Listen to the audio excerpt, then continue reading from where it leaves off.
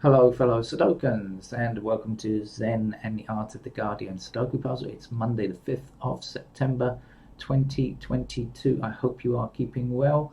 Welcome to newcomers because it is Monday, and Monday should be the day for newcomers to the game of Sudoku, or people who are less experienced because you haven't played the game much so far, but you don't have to be less experienced. You could be a person who just enjoys playing easy level games, because on Monday, the Guardian is usually an easy level. They pronounce it as such, and I usually pronounce it as beginner level. We'll get on with that in a moment. What's happening? I see in the UK, the about to be Prime Minister Liz Truss has declared that tax cuts for the rich are a good thing. And she's against wealth redistribution, and but there will still be idiots who are on low income who think that the Tories are a good idea. I can never understand how people vote against their best interests. It never makes any sense to me. I've heard this thing that people sometimes say they are aspirational voters. I can think of much more accurate terms to describe them. But anyway, we will ignore that for the present and get on with the game of Sudoku. Now, I should explain to you the rules of Sudoku. By the way, I call you Sudokans. Join us in our game of Sudoku. My adjective is Sudokans for people who play the game of Sudoku. And now that you're going to learn it today, I should warn you, well, I mean, we may be changing the course of your life here. You may suddenly get really into it and decide, well, I will refuse that dinner invitation because I've got to finish the game of Sudoku that I'm playing. Or maybe you'll take a sickie from work or something like that because you've got a difficult puzzle to play.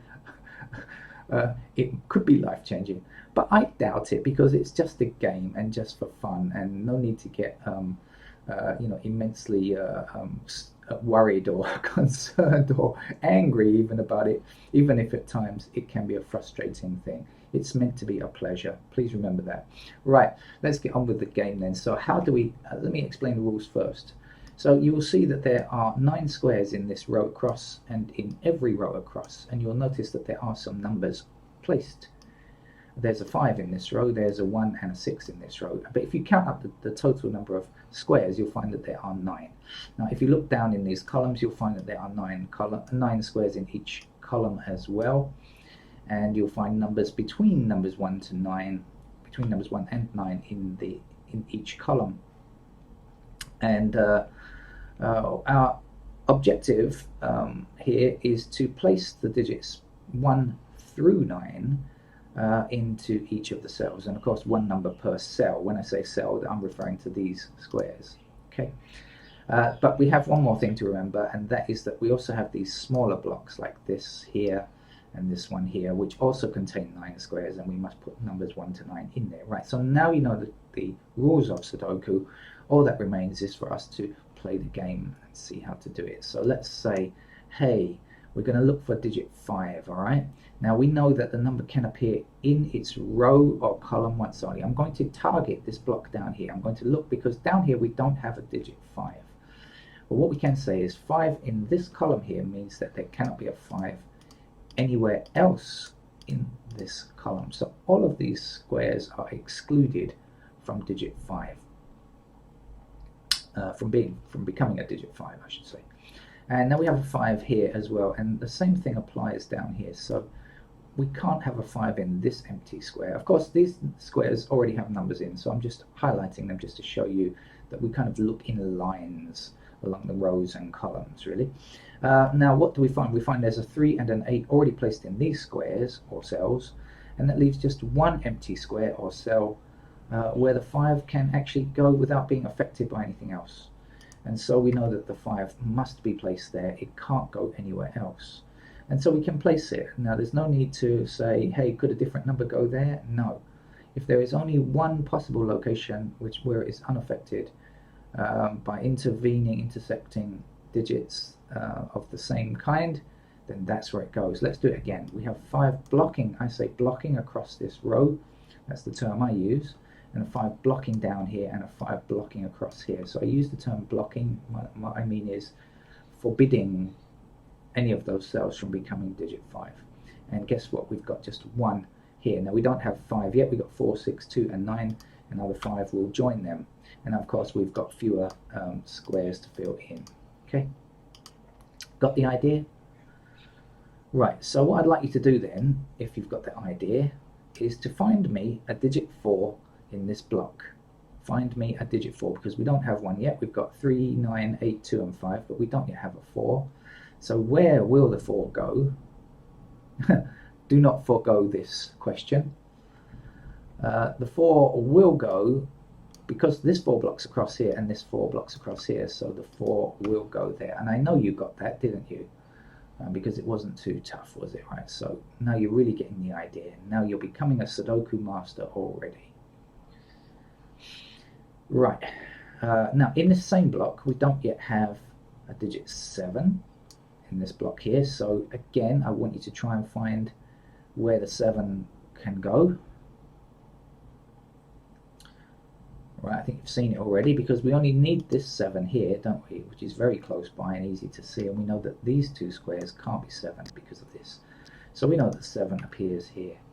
And in fact, when we see a number like in the top row and the bottom row like this, then it's good to look along the rest of, this is called a chute. When you have three blocks, okay, let me highlight for you, right?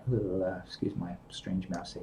When you see 3 blocks in a row like this, we call it a chute. Now it could be 3 blocks like this, or it could be 3 blocks like this, but not diagonal, right? We don't concern ourselves with diagonal. It's only horizontal. It's only vertical and horizontal that we care about. Now, if we see the 7 in the bottom row in this chute here, and we see the 7 in the top row, then when we look over here, we're looking at the middle row only, this row here, because we know that the 7 is going to block across here and block across here. Now actually there is only one empty square because we've already filled in the 5, so now we just have one empty square, so we know that the 7 must fit there.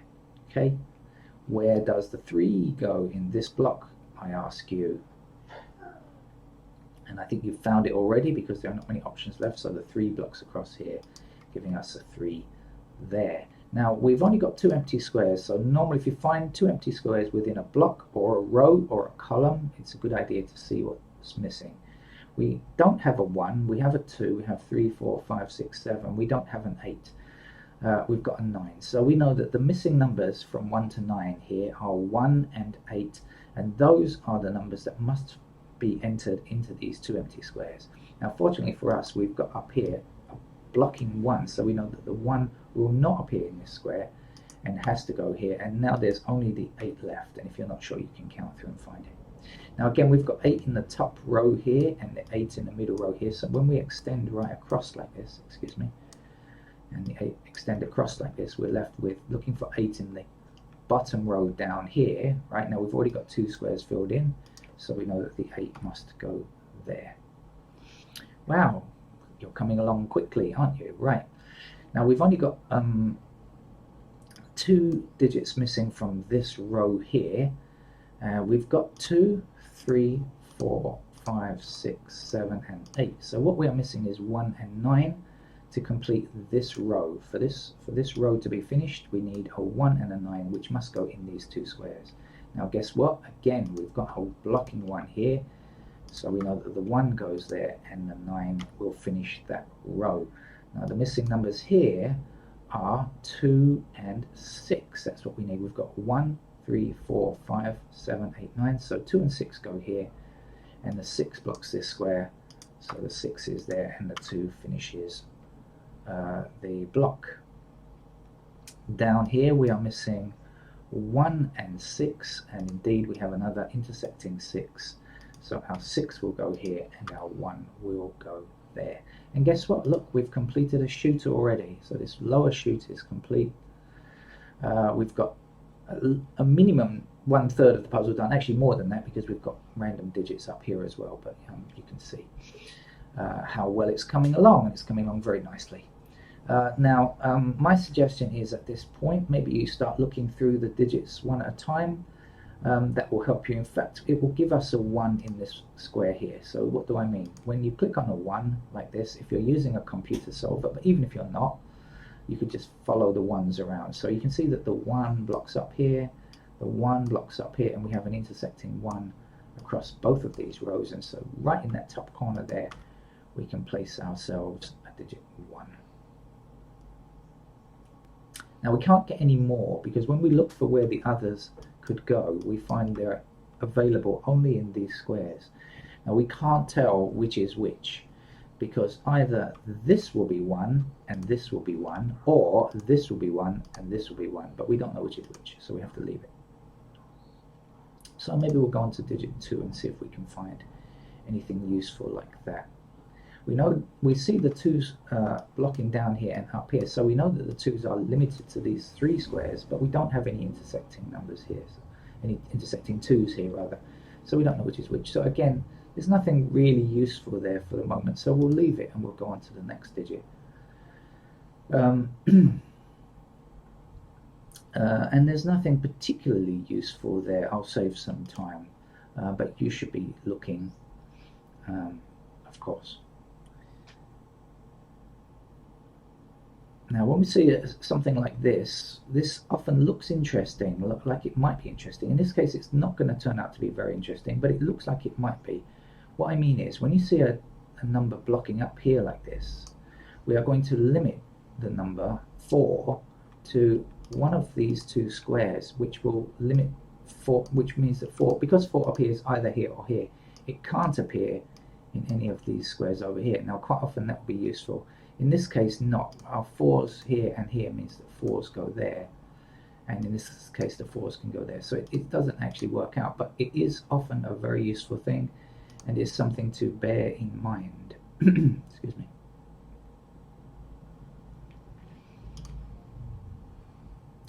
Now the 6 is going to help us a lot, because if you examine this block up here, you will find where 6 can go. So let's do it. Let's click on the 6's, and I'll give you a couple of seconds to look at it. Okay, done. Right, so the 6 blocks up here, the 6 blocks up here, the 6 blocks across here. So the 6 will be placed in that square there. I hope that was long enough I gave you. Just teasing you. Right, if it wasn't, let's have a look here. Right, now we still need a 6 in this block here. So how about finding it? Look around, look around. Okay, yes, you've got it now. 6 blocking up here, 6 down here, 6 across here. So the 6 is in this square, and we're going to continue using those 6's. The 6 that we just placed, we will block across here. Our 6 blocks up here, and we know the 6 must go there. We're going to continue with the 6 that we just put in. You see how useful it is to use the digit that you've just inserted, and the 6 blocking across here. And the 6 now is finished. When I say the 6 is finished, what I mean is we have a 6 in every one of these 9 small blocks. So that means there are always 9 of every digit in the grid, and so 6 is now finished. We don't have any more 6's to place. Let's go on looking. 7's block all the way up here, both of those columns, leaving us with a 7 in this square here. Now let's direct our attention over here. I'd like you to direct your attention over here and find the 7 in this block here. Again, I'll just give you a couple of seconds to find it. Okay, I think you've found it now. So the 7 blocking up here, the 7 blocking across here gives us a 7 in that square there. Now we still need a 7 in this block here, and I think you can find it fairly quickly. I don't even need to show you where to look. 7 blocking down here, 7 up here, 7 is in that square. Now we've got 7, 7, 7, 7, 7, 7, 7, 7. The only block where we don't have 7 is in this square, and it's a rule of Sudoku that if you have 8 of a digit, you can always find the 9th iteration, always. So 7's block up here, down here, across here, excuse me, giving us the final digit 7 to be placed there. Now this column here has only 1 empty square, and so we know we can find that for sure as well. We've got 1, 2, 3, we don't have a 4, so we know the 4 must fit there. This column here only has one empty square as well. Now we've got 1, 2, 3. We don't have a 4 yet, so let's place our 4 there. Now we'll take that 4 that we just inserted. We'll say 4 blocking across here. The 4 up here gives us a 4 in that square there. Now what do we look? Let's look around the grid. Now there are only 2 empty squares in this row, so let's examine and find out what they are. We've got 1. We have no 2. Immediately I see this blocking 2 here. So I know, without even looking for the other missing digit, I know that this square can't be 2, and therefore the 2 must go here. So now I've got 1, 2, 3, 4, 5, 6, 7, but there's no 8 anywhere. We have a 9. So we know that the final digit for this row must be an 8. Let's see, there are 2 empty squares in this column. We don't yet have a 2, and we don't yet have a 9. Now actually, well, have a look for yourself. Right, we're looking for 2 or 9. Can we decide which goes where? The answer, I'm getting a message on my wrist. The answer is yes, this 9 blocks this square, so the 9 goes there and 2 goes there. I'm probably getting work, so I shall have to speed it up just slightly, the 2 blocks up here, so that will give us a 2 there. Okay, I'm going to get a telephone call very soon, so let me just finish this game off for you. The last square to get in this column is 5. We don't yet have a 5, so let's place out 5. There are 2 empty squares along here. The missing numbers are 1 and 8, but this time we can't tell which is which. We don't know which is the 1 and which is the 8 because we don't have any intersecting 1s or 8s. So we just have to hold off on that. Now what I'm going to do is just go through what I call a digit click. That means looking for the possibilities, because that can often speed up things. And I'm going to need, as I said, I'm going to need to finish the game off now.